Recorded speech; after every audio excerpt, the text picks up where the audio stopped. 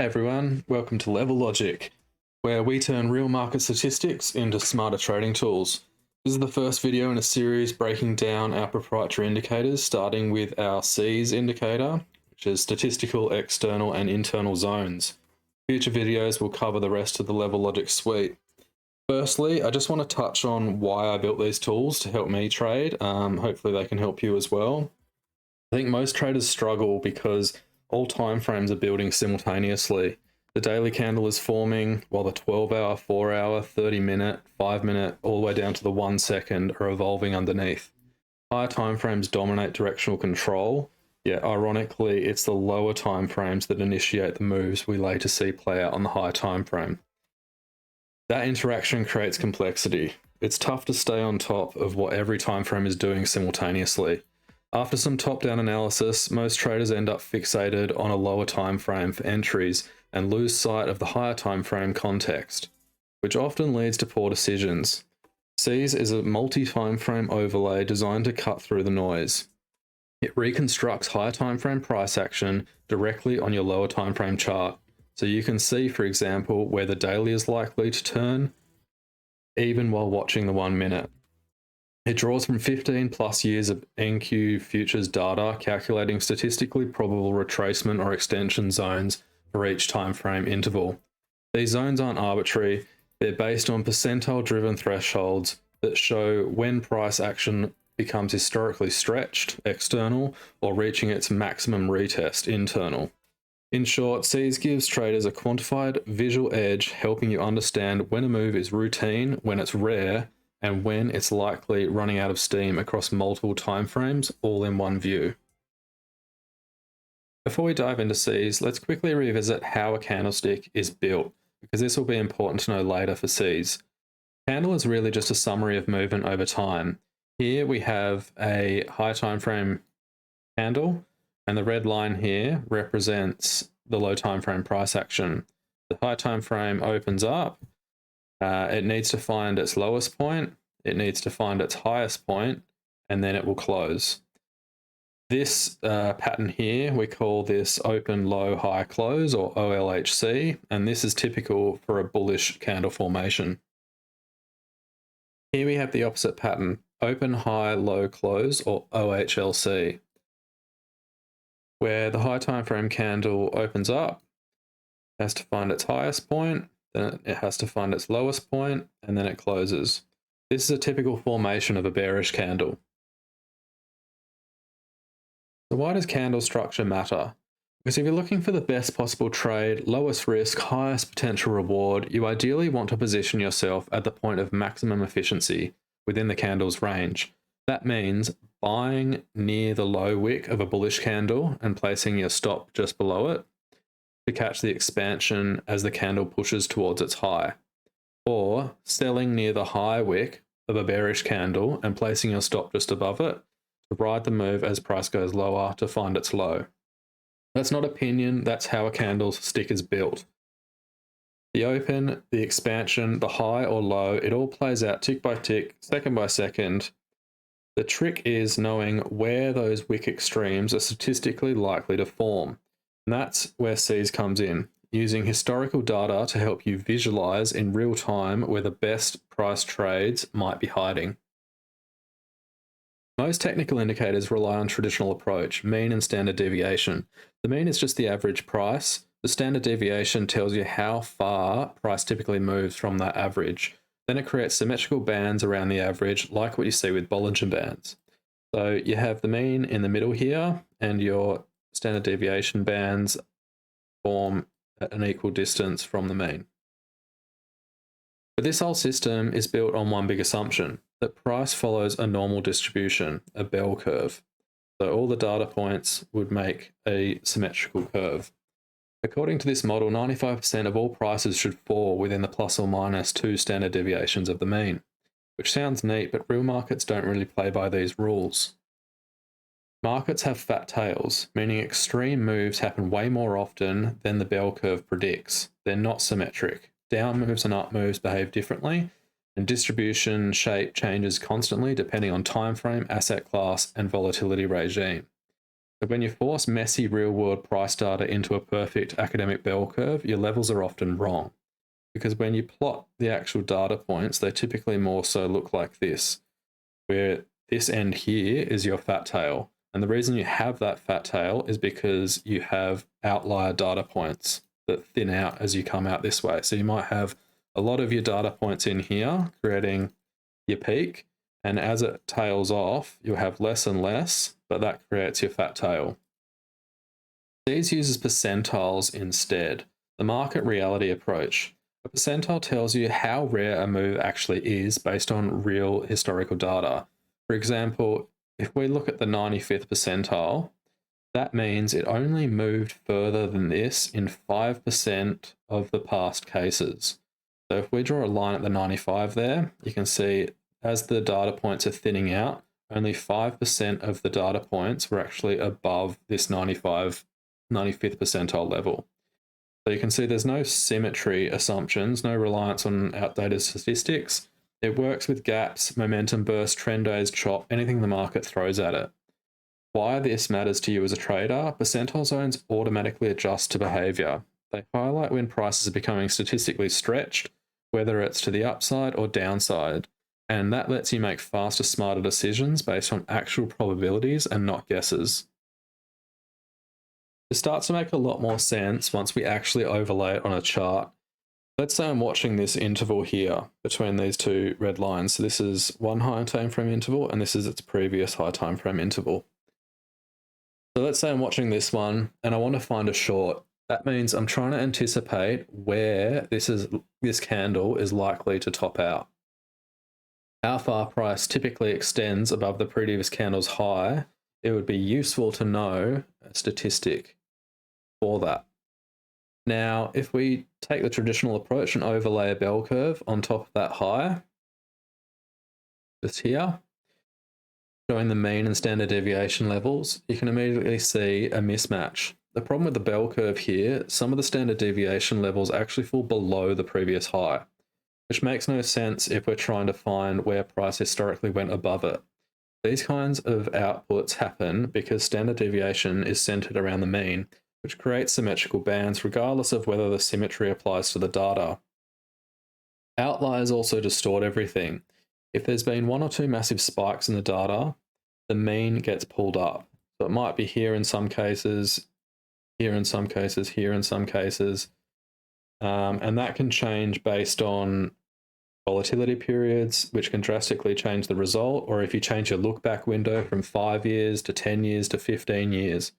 What you've created is a fragile model, one where your levels are based on assumptions, not on actual market behavior. And anytime you have to manually decide how much data to include just to make the results look right, you've added a discretionary bias into a system that's meant to be statistical. This is exactly what SEIZ avoids. By using percentiles, you get non-discretionary levels, derived from what price actually did, not what it should have done based on a symmetrical bell curve. So what it actually looks like instead is you have a heavy cluster of data points that build up just above the previous high. And this is where price retests, rejects, or extends slightly, okay? But then you get a long tail, a few rare events where price breaks out far beyond normal behavior. The result is a skewed distribution, not a symmetrical one. That tail, it's made up of outliers. So lots of data points that start to thin out more and more as it goes up. And they might be major breakout days, economic releases, liquidity raids, or reaching a high time frame key level. So now that we've got that theory out of the way, visualizing SEIZ external data in action, this is a simple but powerful visual showing how SEIZ handles external price movement, meaning prices move beyond the previous candle's high. Start with what we know. The moment price trades above the previous high, we're officially external. Now the question becomes, historically, how far do candles usually extend beyond that high? What you're seeing is the scatter plot on the right shows thousands of real external moves from history, going back 15 plus years. Most of the data clusters near the breakout point, meaning price doesn't usually explode far off the prior high. You also see a long tail. These are rare breakout extremes. Where percentiles come in, the 50th percentile median means half of all external highs stopped below this level. So if I just grab a pen, so this line actually in here on the box plot is the median. So 50% of all the data points are actually in this area and they don't go higher. The 75th percentile means only 25% of moves ever pushed above it. The 75th around here means all the data points, 75% of them in history were below that point, and it means only 25% went further than that 75th percentile. These levels give you an instant statistical gauge of where price is likely to stop, not based on theory, but on actual market behavior. Now let's overlay it on the chart. Here's where SEIZ really starts to come alive. We're currently trading above the previous interval's high. So we know we're external, and that opens the door for statistically guided decision making. What we see, the price has already pushed above the 50th percentile, and it's now approaching the 75th percentile. On the right, the scatter plot reinforces this. Most data points stay within that tight lower band, while only a handful reach above the 75th percentile. The gradient red zone represents increasingly low probability territory as it gets darker. The deeper we go, the less often price historically trades there. And why this matters, this gives us clear data-backed context. Data that prices started to stall, reject, or reverse. So if you're looking to fade strength or time a reversal short, this is where the statistical edge really starts to lean in your favor. Now let's flip the scenario and look at an external low. In this case, price has already moved below the previous interval's low, meaning we're now tracking the downside extension for this time frame. Okay, so there's the previous low that we're trading below. On the scatter plot, you can see that below this zone, the density of historical data drops off pretty fast. The deeper we go into the 85th, 95th percentiles, the more statistically rare these moves become. What that tells us, this gives us a strong probabilistic edge. Price is entering territory where historically reversals or exhaustion tend to occur. It doesn't guarantee a reversal, but it highlights a key risk to reward moment where fading the move or preparing for rotation is backed by data and not just a gut feel. Next, let's visualize internal retracements and continuation stats. These happen when a candle doesn't break the previous high or low. Instead, it stays inside the previous candle's range. These are consolidation or continuation setups, and they behave very differently. What we're measuring is we want to know how far price typically pulls back into the previous candle before continuing in the same direction. So we're looking to try and get this high on the low time frame prices coming up, retesting something in this candle before it comes back down. This gives us a data-driven way to target a pullback and continue with a trend that's not just guesswork. What the data tells us, the distribution of internal retracement levels isn't shaped like a bell curve. Instead, it forms a uniform or rectangular shape. Price can retrace to many different depths with almost equal frequency. So you can see that all the data points in here are quite even, which means a mean and standard deviation are again unreliable here, as they assume symmetry and tails, which this doesn't have.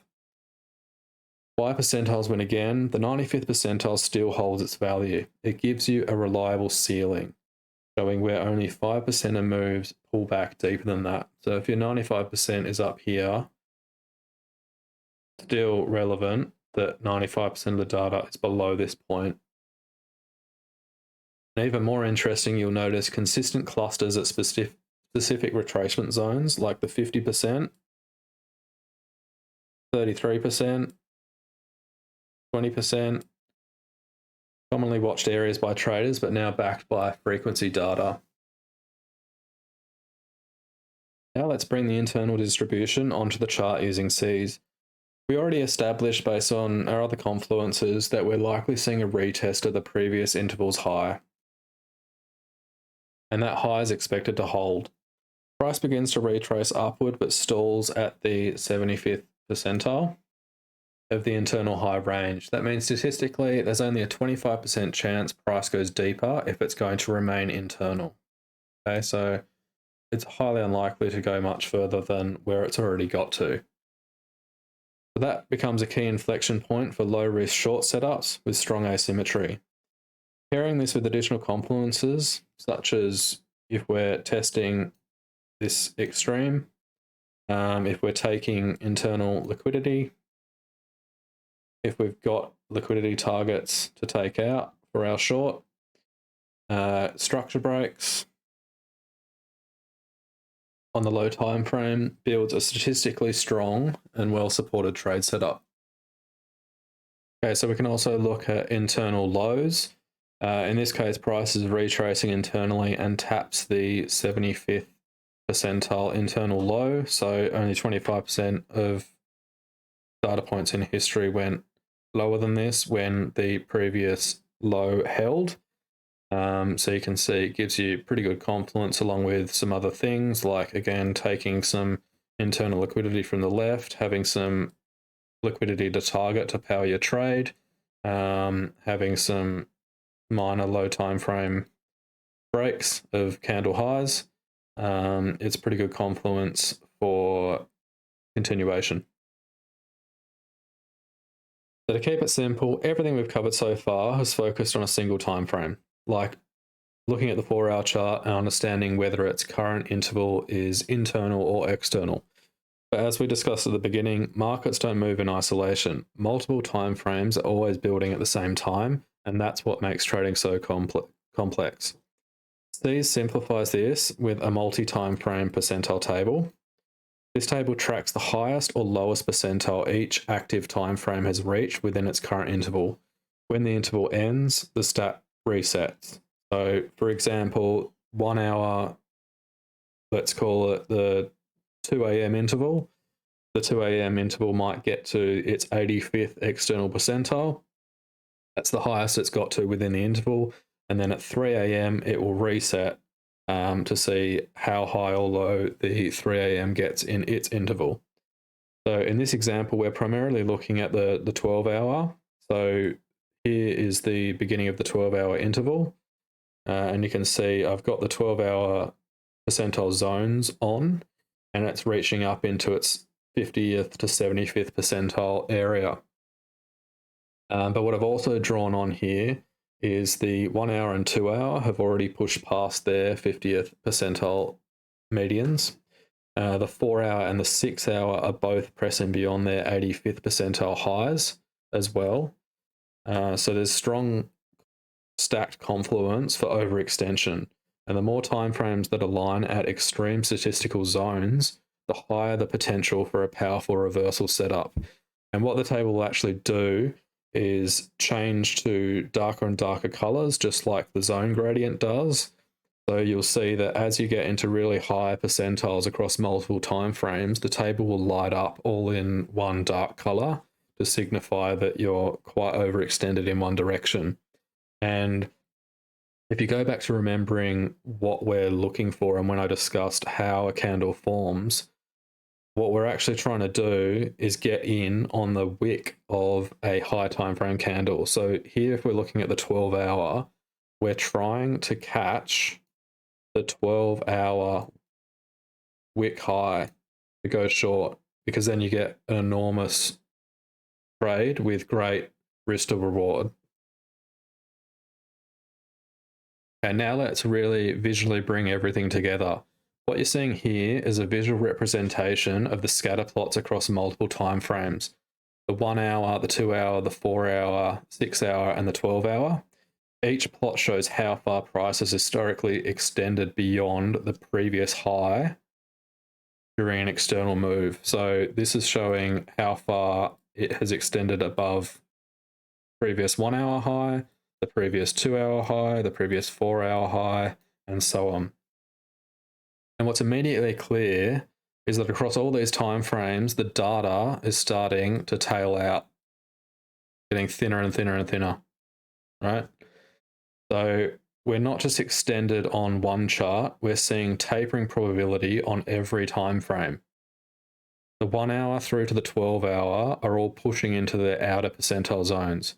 This means price is becoming exponentially less likely to move much higher within the current intervals. This red line that goes across where we are now, you can see hovering near the edge of multiple distribution zones at once. This gives us high statistical confidence that upside is limited in the short term and sets the stage for a potential reversal. So if we now look at the result, the wick is in for the 12 hour. Okay, so that was when it was building its wick. After price pushed into multiple high percentile external zones across several time frames, we can then see that it reversed to create that 12-hour wick. This is exactly what SEIZ is designed to help you visualize, where price is statistically unlikely to continue and where it's likely to form its turning point. By identifying these extreme extensions, especially when aligned across timeframes, you can position for the highest probability trades with the lowest risk, targeting high timeframe candle wicks. This is not prediction, it's probability, and SEIZ helps you see it in real time. Now let's look at another example, internal-external confluence and spotting the reversal window.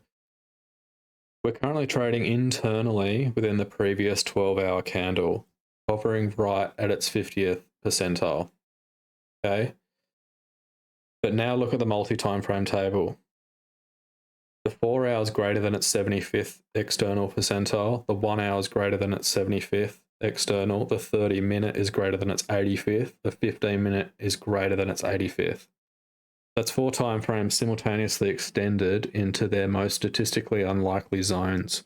While the 12-hour hasn't broken its high, these lower time frames are already overextended and tapering off, just like the scatter plots show. This sets the stage for a continuation trade based on the 12-hour time frame, where price is likely to form the high of the 12-hour wick within its previous candle. Okay, so we're now, this is the start of the 12-hour interval. We're now forming the new 12-hour candle with its 12-hour wick within this, internally within this previous candle. So then you can use your other confluences and entry confirmations to go short with a statistical edge. Okay, so here's the result of what we just looked at.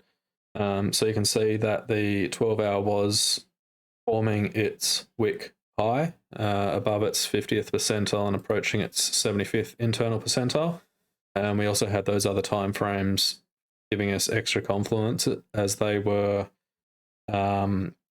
overextended to their external percentiles.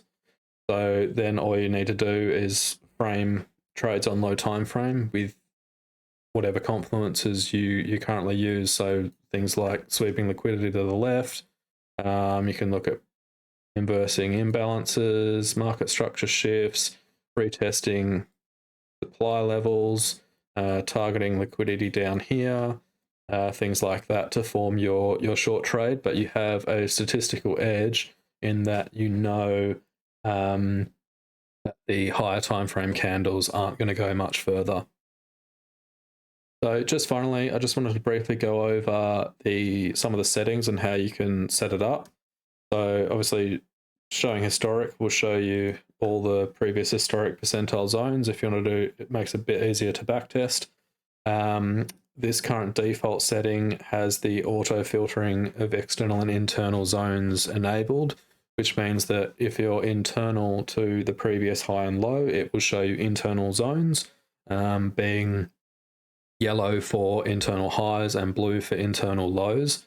So as soon as you go to an external area of a time frame, it will then change them to show external percentiles. If you don't like that, if you don't want it to sort of change for you like that. What you can do is turn auto off, and maybe you only want to look when price is external to get sort of reversal trades. Then just turn internal lines off so you only have external.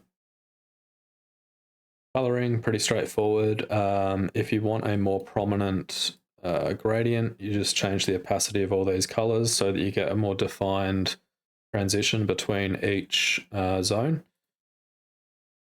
You can also set lines to definitively show the 25th percentile, 50th percentile, etc. I typically just have the median, the 50th percentile line on, because I like to trade either above or below the 50th percentile and basically stay out of anything in the middle, in the 25th percentile area. Dark mode, that will just change the table to more bold colors, so you can use it on a dark background or a white background. It looks good on as well. And this table dashboard control, you can select and deselect a lot of different time frames to get that multi-time frame alignment in the table. Setting alerts, just make sure when you set up alerts that you are on the time frame you want the alert for. And I recommend you set the alert when you're actually on the 1 minute chart, like your trading view chart is set to the 1 minute. So on a 1 minute cross, the alert will go off. So then you can set, for instance, your 50th percentile on the 4 hour, and then go and set the alerts as you normally would set an alert. I recommend that you do set up a few of these. So on a couple of different time frames, maybe the 4 hour, 12 hour daily, because they will all cross their own percentile levels at different periods of time. And it's a good idea to get alerted to when they've crossed those levels. And that's it. Thanks for watching this breakdown of SEIZ. If you want to explore further, check out the website for full details, or follow me on LevelLogic Trade on X for daily chart examples and trade insights. I hope SEIZ gives you a clearer view of the market and helps sharpen your edge. See you in the next one.